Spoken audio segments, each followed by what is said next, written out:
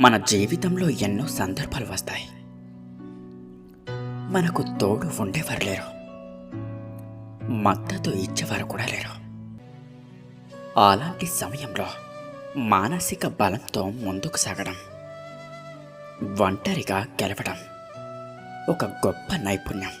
ఇది ఒక్కసారి అలవాటైతే మనలో అపారమైన ధైర్యం, నమ్మకం, అలాగే ఆత్మవిశ్వాసం ఉత్పన్నమవుతాయి. ఇది కేవలం నైపుణ్యమే కాకుండా మన జీవితం పట్ల తీసుకోవలసిన ఒక దృక్పథం. ఒంటరిగా గెలవడం అంటే ప్రతి విషయాన్ని కూడా ఒంటరిగా చేయడం కాదు.